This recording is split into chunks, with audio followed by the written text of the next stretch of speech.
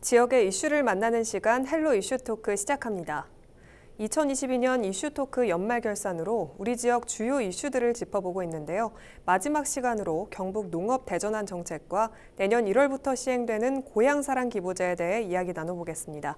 지역 공공정책연구원 기화서 박사와 함께합니다. 안녕하십니까? 안녕하십니까? 네, 반갑습니다. 우리 경북 지역이 농업에 대한 의존도가 참 큰 만큼 그 중요성을 간과할 수가 없는데요. 우선 경북도가 추진하는 농업 대전환이란 무엇인지 말씀해 주시죠.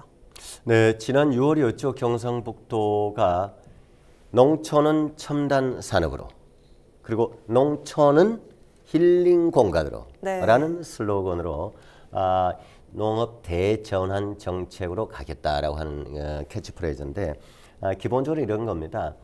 지금 현재의 우리 농업의 현실이 어떻습니까? 저출산 고령화 인구 감소, 특히 농촌 지역에는 더더욱이 고령화가 심각하죠. 그러다 보니까 농업의 활력이 떨어져 있고 이미 떨어져 있죠. 이제 더 이상은 안 되겠다. 라고 해서 이 우리 농업 자체의 4차 산업의 이 기술을 융합을 시켜서 농업 패러다임을 바꾸겠다. 라고 하는 것이 농업 대전환입니다. 경상북도가 얘기하고 있는 것이 저는 뭐 대단히 시의적절하고 저는 맞다. 필요하다라고 저는 생각을 합니다.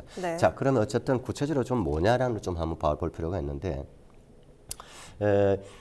그 우리나라 전체 이 국가를 놓고 보면 농업 분야만 놓고 봤을 때는 농업 생산량이나 또 전반적으로 농업의 어떤 그 소득 수준을 놓고 봤을 때는 다른 시도에 비해서 경상북도가 어쨌든 전국적으로 1위 수준입니다.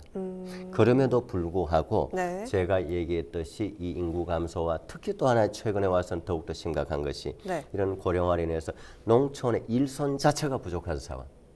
그러니까 이제 외국인 근로자들을 계절제로 해서 우리가 지금 많이 우리가 활용해 왔거든요. 그런데 이 또한 코로나 3년 기간 동안 외국인들 도입을 할 수가 없는 상황이다 보니 그야말로 농촌에서는 인건비는 천정부지로 오르고 이 생산비를 못 따라가는 거예요. 그 농사 지어도 적자인 거예요, 이게. 그러니까 이런 상황을 더는 방치할 수가 없다라는 것에서 시작된 것이 일단 농업 대전환 정책이고 그 기술적으로는 4차 산업의 기술. 4차 산업의 기술이라면 우리가 보통 이제 인공지능 AI, 로봇 그리고 그 사물 인터넷 IoT라고 그러죠. 그다음 또 이제 우리 보통 이제 우리가 활용하죠 모바일 이런 것이 이제 융합 혁신 결합을 해서 농업을 완전 디지털화해 나가자라는 것인데. 그래서 경상북도 하고자 하는 것이 핵심적으로 이겁니다. 경상북도 안에 디지털 혁신 농업 단지를 시범적으로 조성을 하겠다는 겁니다. 조성을 해서 거기에는 그 농사 짓는 마을 하나를 통째로 하나의 주식회사처럼 법인화 시켜가지고 거기에 스마트팜 그리고 수직 농장을 조성을 해서 사람의 이 손이 덜 들어가면서도 그리고 생산성을 높일 수 있는 이런 기술들을 결합하자는 거거든요. 그 스마트팜이라는 건 또 뭐냐? 스마트팜은 방금 얘기했듯이 4차 산업의 기술을 적용을 해서 물도 필요할 때 적재적소에 자동적으로 그 관수를 하게 하고 또 온도도 자동적으로 조절을 하게 하고 예를 들어서 그 하우스 농가의 경우는 말이죠. 이미 좀 다 하고 있는데 이런 것을 좀 더 좀 확산시키자는 얘기죠.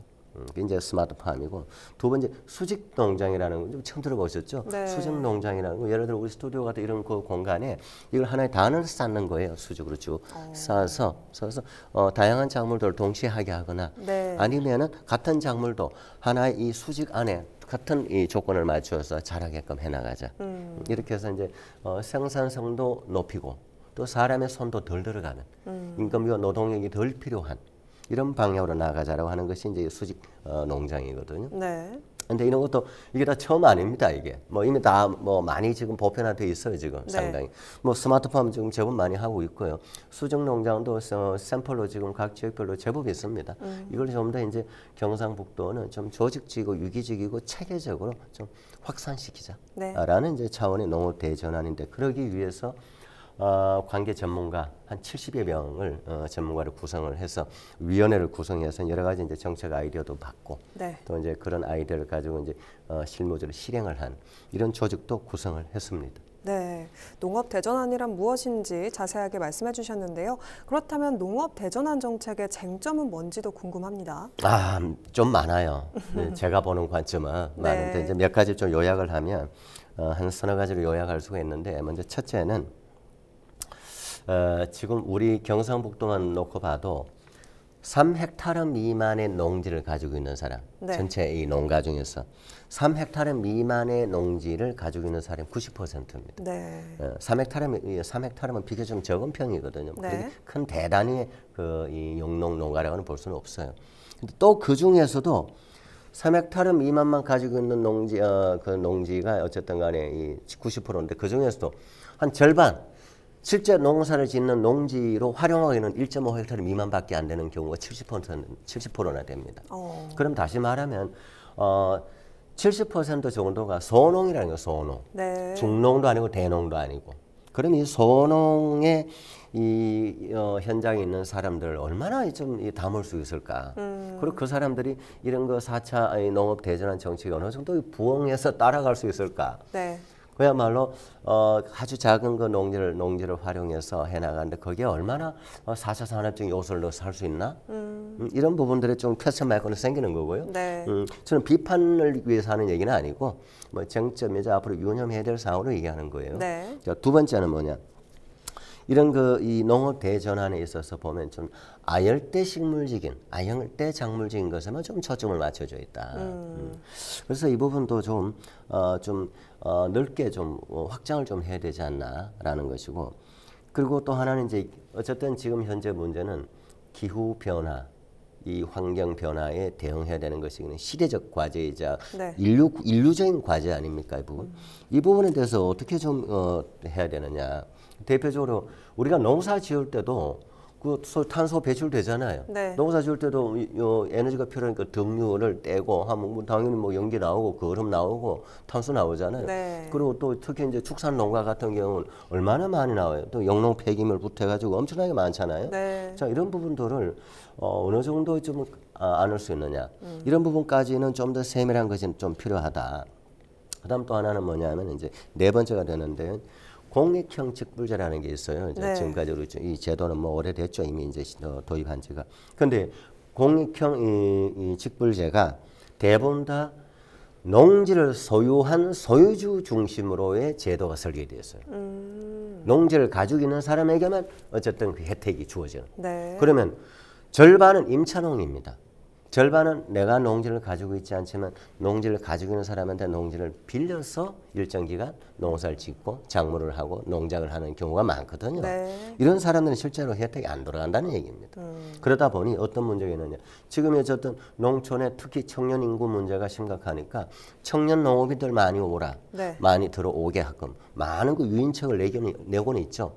근데 정작 이런 청년 농업인들 그리고 또 때로는 여성들 한테는 바로 이런 혜택에 있어서 소외되고 있다. 싸각지되고 되고 있다. 네. 이런 부분들 동시에 제도 개선이 뒤따라가면서 이런 농업 대전환 정책, 다시 말해서 4차 산업 기술이 융합되는 방향으로 가야지. 이런 제도가 동시에 개선되지 않으면서 네. 기술만 앞서가서 하자라고 하는 것은 저는 속빈 강경이 될 수가 있다. 네. 라는 이제 우려를 가지고 저는 이제 뭐 쟁점으로서 네 가지 얘기를 드린 겁니다. 네, 여러 가지 보완해야 될 사항에 대해서 말씀해 주셨는데요. 네.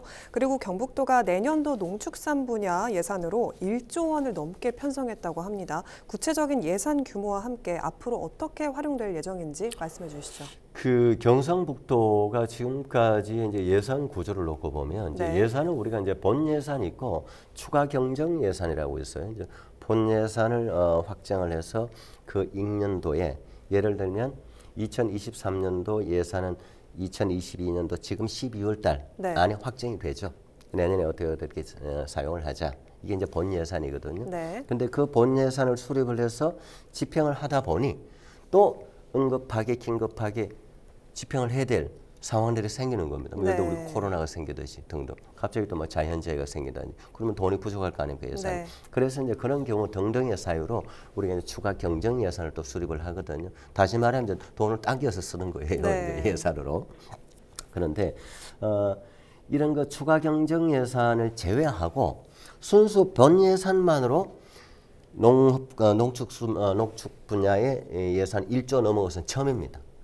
처음입니다. 그만큼 이철우 도지사의 이 경상북도가 어쨌든 농축 분야에 굉장히 이 에너지를 좀 집중한다라고 하는 정책적인 집중을 하고 있다라는 거는 뭐 이제 인정을 하고 뭐 예산 규모에서 이제 보이는 거죠. 네. 보이는 거고 또 아까 얘기해왔듯이 농업 대전환 정책 또 이제 동시에 결합이 되기 때문에 어쨌든 예산을 많이 이제 확보한 거는 사실이고 그러면 이걸 이제 앞으로 이제 어떻게 활용하느냐 부분은 앞서 이제 농업 대전환 정책과 또 조금 그 연관성을 가지는 얘기입니다. 네.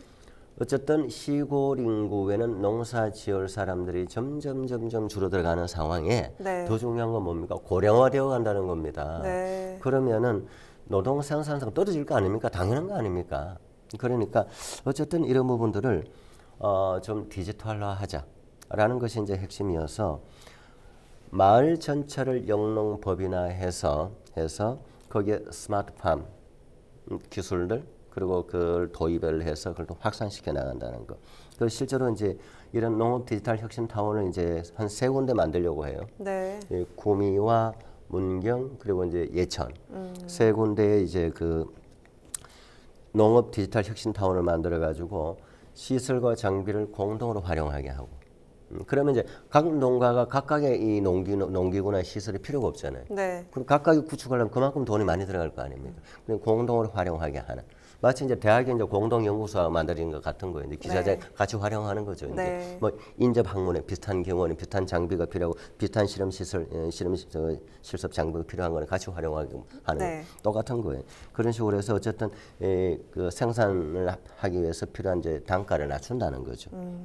그리고 동시에 이제 또 청년 주거 공간, 청년 농업인들을 위한 청년 주거 공간도 어쨌든 건축을 하고 또 있는 공간도 리모델링을 해서 활용을 하게끔 지원을 한 이런 그 다양한 분야에 어쨌든 이 1조 351억입니다 정확하게 네. 예, 돈을 이제 투입을 하겠다라는 것입니다.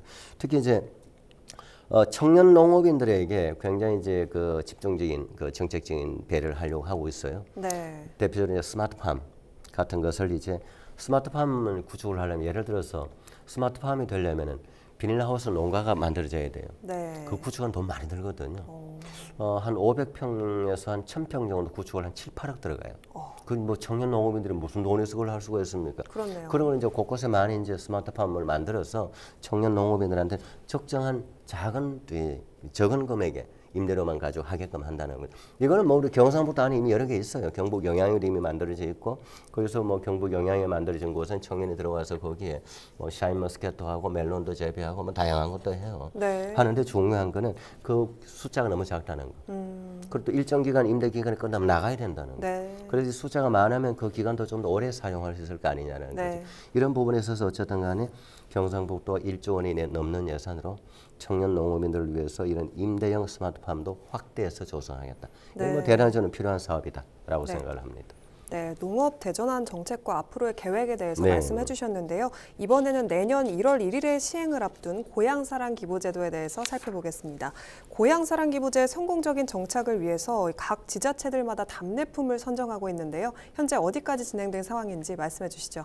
예, 먼저 왜 답례품이 필요하냐부터 좀 시청자 여러분들 이해를 돕게 설명을 드려야 되겠죠. 네. 고향사랑기부금 제도라고 하는 것은 본인이 지금 살고 있는 본인이 주민등록 주소지 아닌 다른 곳에 네. 자기 고향이 되었던 또 자기가 또 애착이 가는 도시나 지역이 있을 거 아닙니까? 네. 그러면 예를 들어서 저 기와서 같으면 지금 주민등록 주소지가 예를 들어서 뭐 A라는 사람이 안동이라 그러면은 네. 안동 이외에 다른 어느 곳도 관계가 없는 겁니다. 어. 고향이 됐던 비단 고향이 아니어도 네. 애착이 가는 곳에 하면 됩니다. 1년에 500만 원까지 가능하거든요. 네. 그럼 예를 들어서 10만 원을 기부를 하게 되면 100% 세액 공제를 해줍니다. 10만 원까지는. 그러면 10만 원을 기부를 하게 되면 10만 원의 30%에 해당하는 3만 원을 네.